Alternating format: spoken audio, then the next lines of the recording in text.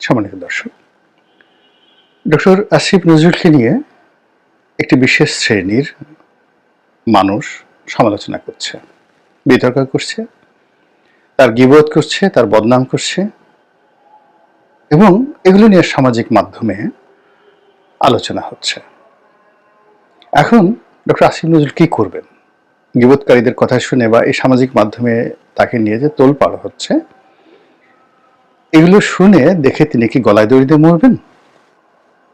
আর তিনি যদি সেই কাজ না করেন, তো যারা এই কাজ করেছে, তার বিরুদ্ধে যারা বিষোদ্গার করছেন, তারা কি সেখানে নিজেরা আত্মহত্যা করবেন বিষ পান করে, যে এত কষ্ট করে করলাম, এই লোকটার কিছুই হলো না, আমরা মশা মারার জন্য এত কামান দাগালাম, কিন্তু আলটিমেটলি এখন মশা তো মরল না, এখন আমারই তীর মরতে হবে, কামান নিজের দিকে দিয়ে দিলেন। তো এই জিনিসগুলো নিয়ে মূলত আলাপ আলোচনা করব, অনেকটা স্যাটায়ার না, বাস্তবতার নিরিখে। এখানে আপনাদেরকে একটা কথা বলি। ফার্স্ট থিং হলো, আমাদের সমাজে দেখবেন মশা, মাছি, কীট পতঙ্গ, তাদের কাজই হলো মন্দ জিনিসের উপরে পড়া, মন্দ জিনিস দেখা, মন্দ জিনিস শোনা। আবার ভালো ভালো প্রাণী যেমন প্রজাপতি, কোনো অবস্থাতে আপনি তাকে ফুলের বাইরে নিতে পারবেন না, ও ফুলই দেখবে। আপনার রাজহংস, কোনো অবস্থাতে তার গায়ে কাদা লাগাতে পারবেন না, আল্লাহ তাকে ওইভাবেই তৈরি করেছে। তারপর এই যে প্রকৃতির যে শিক্ষা, এই শিক্ষাটাকে আপনি যদি বাস্তব জীবনে আনেন, আপনি দেখবেন এই সমাজে অনেক মানুষ আছেন এখন পর্যন্ত, সেই মানুষ যারা মন্দ কথা শুনেন না, মন্দ জিনিস জানেনই না, তারপরে দেশে কি হচ্ছে তার যেটা প্রয়োজন নেই এই খোঁজ খবরও রাখেন না। আর কিছু লোক আছে যার কোনো কাজকর্ম নেই, সে বসে বসে সারাদিন গীবত করছে, খারাপ কাজ করছে, মন্দ কাজ করছে, তারপরে শেষে অপ্রয়োজনীয় সময় ব্যয় করছে। এরকম একটা বিশাল শ্রেণী রয়েছে। আবার তার সঙ্গে সঙ্গে কেবলমাত্র ভালো কাজ নিয়ে ব্যস্ত আছে, এরকম লোকের সংখ্যাও কিন্তু এই বাংলাদেশে কম নয়। আপনি এই সমাজে যেমন চোর আছে, ডাকাত আছে, গুন্ডা আছে, বদমাশ আছে, তার সঙ্গে সঙ্গে আবার অলি আল্লাহ আছে, গাউস কুতুব আছে, পীর আছে, মাশায়েখ আছে। মসজিদে যাচ্ছেন, নামাজ কালাম পড়ছেন, নিজের কাজ করছেন, নিজের খাবার খাচ্ছেন, মানুষকে সহযোগিতা করছেন। এবং আশ্চর্য ব্যাপার হলো, এরকম অনেক বড় শিক্ষিত পণ্ডিত ব্যক্তি আছেন, তিনি 30 বছর 40 বছর মহল্লায় থাকেন, কিন্তু তার মহল্লায় যে একটা ছিনতাইকারী আছে তিনি জানেনই না। আবার ওই ছিনতাইকারী দুনিয়ার সব মানুষকে সে গীবত করে, কিন্তু ওই যে সম্মানিত লোকটা, তাকে দেখলে সে কিন্তু সালাম দেয় এবং কেউ কারো খোঁজ খবর রাখে না। তো এই যে সমাজে, এই সমাজটা হলো যে যেই রকম সে সেই রকম জিনিস খুঁজতে থাকে এবং সে সেইভাবেই পেয়ে যায়। আপনি যদি একজন নেশাখোর হন, পৃথিবীর যে শহরে যান, যত পবিত্র শহরে যান, সে গয়া যান, কাশী যান, মক্কা যান, মদিনা যান, সেখানে গিয়ে আপনি আপনার সমপর্যায়ের মন্দ লোক আপনি খুঁজে পাবেন এবং আপনি একে অপরকে চিনতে পারবেন। আবার আপনি যদি ভালো মানুষ হন, পৃথিবীর সবচেয়ে দরিদ্র খারাপ একটা জায়গাতে গিয়েও আপনি ভালো মানুষ পেয়ে যাবেন, এবং যেখানে মানুষ নেই সেখানে সঙ্গী হিসাবে আপনি প্রকৃতির কোনো প্রাণী বা বৃক্ষ, এমন কিছু আপনি পেয়ে যাবেন যেটার উপর আপনি নির্ভর করতে পারেন। তো যার জন্য ডক্টর আসিফ নজরুলকে নিয়ে যা কিছু হচ্ছে, আলাপ আলোচনা হচ্ছে, আমি নিজের ব্যক্তিগতভাবে হালকাভাবে আমি তার পক্ষে যে সকল কথাবার্তা অনেকে বলছেন, সাংবাদিকরা, গুণীজনরা, আমি সেই কথাগুলো শুনেই আমি কথা বলছি। কিন্তু তাকে নিয়ে যে সকল ভিডিও তৈরি করা হয়েছে, বদনাম করা হয়েছে, বিশ্বাস করেন আমি এই ধরনের ভিডিও দেখিই নেই, মানে একেবারে যাকে বলে শিরোনামও দেখিনি, এবং আমি দেখবো না। আমার নিজের সম্পর্কে যে সমস্ত যাকে বলে, আমি তো আজকে নয়, ধরুন আমি যখন এমপি হলাম 2009, 10, 11, 12, এই কয়টা বছর, প্রথম আলো, কালের কণ্ঠ, যুগান্তর, সমকাল থেকে শুরু করে সবগুলো প্রথম শ্রেণীর পত্রিকা, এমন কোনো দুর্নাম এবং বদনাম নেই আমার বিরুদ্ধে করেনি। বিশাল ভাইয়ে বাহিনী আছে, তারপরে টিয়ার চুরি, কাবিখা চুরি থেকে শুরু করে এমন কোনো অপকর্ম নেই আমি না করি। সন্ত্রাস, মস্তানি, চাঁদাবাজি, এই পুলিশের অমুককে মারি, তারপরে শেষে ওসিকে এটা করি, ডিসিকে এটা করি, এই সমস্ত জিনিসগুলো ওই সময় পত্রিকা যারা পড়েছেন তারা মানে আমাকে একটা দানব হিসেবে মনে করতেন। এখন এটা আমার জীবনে কি হলো? প্রথমত আমার ভিতরে একটা রেজিস্ট্যান্স পাওয়ার গড়ে উঠল যখন ক্রমাগতভাবে আমাকে নেতিবাচকভাবে আক্রমণ করা শুরু হলো, এবং আমার পরিবারও ঠিক ওইভাবে আমার পাশে এসে দাঁড়ালো। দ্বিতীয়ত যেটি হলো যে আমি এমন একটা ক্ষমতা অর্জন করলাম যে যেখানে নেগেটিভ আছে, নেতিবাচক আছে, সেই জিনিসগুলো আমি তাকালাম না। এবং কয়দিন পরে আমি বুঝতে পারলাম যে আমার সবচেয়ে বড় শত্রু বা যে কোনো মানুষের সবচেয়ে বড় শত্রু হলো সে নিজে। মানে সে যে বিষয়গুলো সে দেখেছে, সে যদি না দেখে তাহলে তার 99% সমস্যা ওখানেই শেষ হয়ে যায়। তো আমি যখন এই পত্রিকাগুলো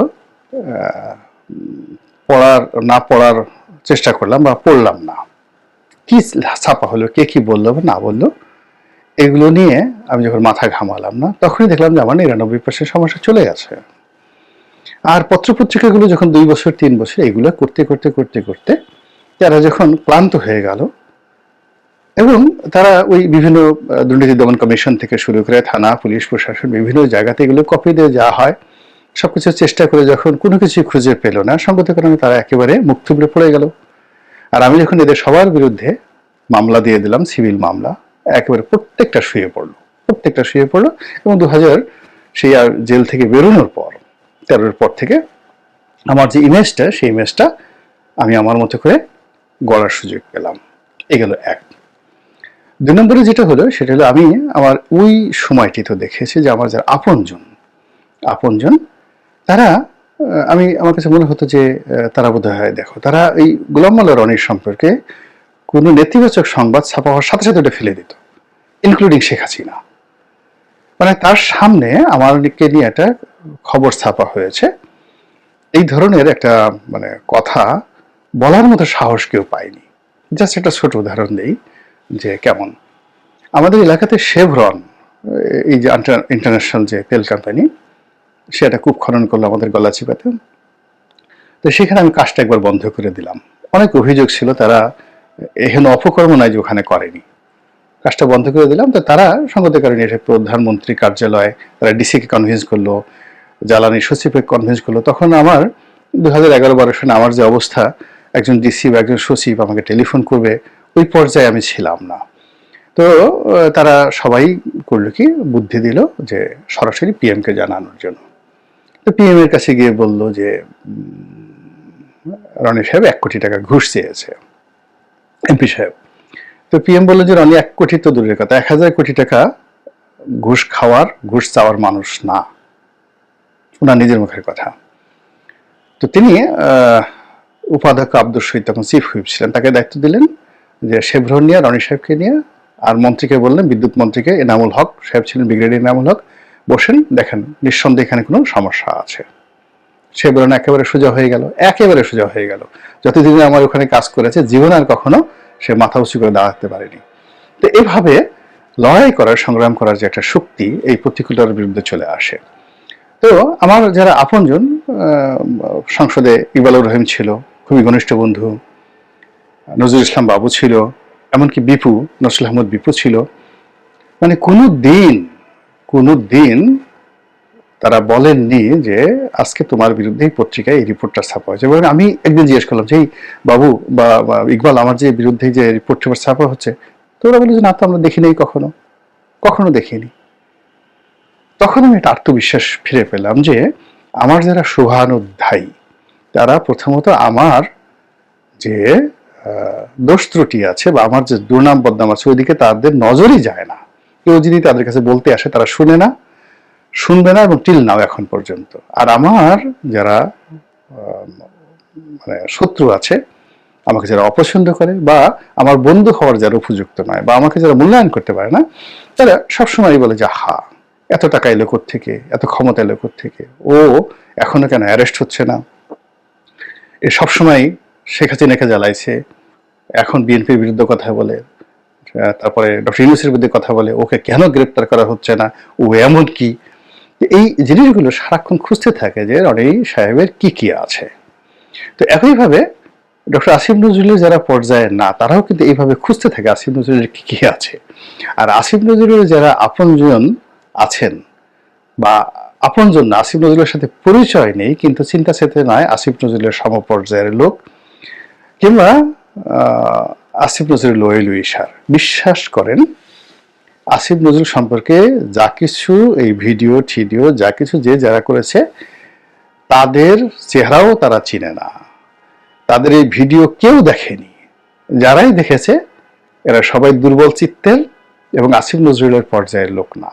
এরা কখনো আসিফ নজরুলের সাথে এক টেবিলে বসে খাবে না, এক টেবিলে বসে আলাপ আলোচনা করবে না। কেউ দেখেনি আসিফ নজরুলের যারা আপনজন পর্যায়ের লোক, তারা এই জিনিসটা দেখেইনি। তারা এই আমার মতো শুনেছে, শুনে তারপরে এইভাবে তাকে ইন্সপায়ার করার চেষ্টা করেছে বা তাকে বলার চেষ্টা করেছে, কিন্তু কেউ দেখেনি।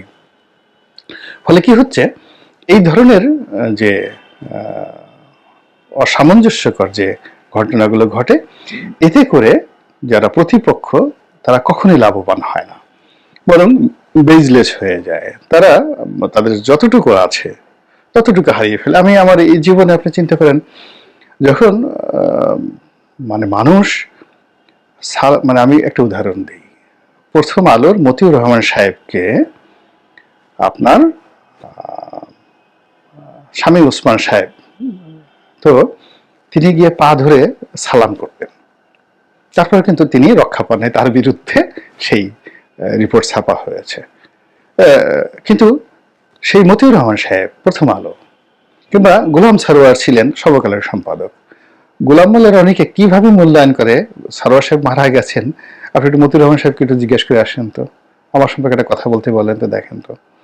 আবার দেখেন অর্থবিত্তের দিক থেকে সালমান এফ রহমান, তো সালমান এফ রহমান সাহেব যতদিন ছিলেন তার সাথে পাওয়ারফুল মানুষ বাংলাদেশে ছিল না।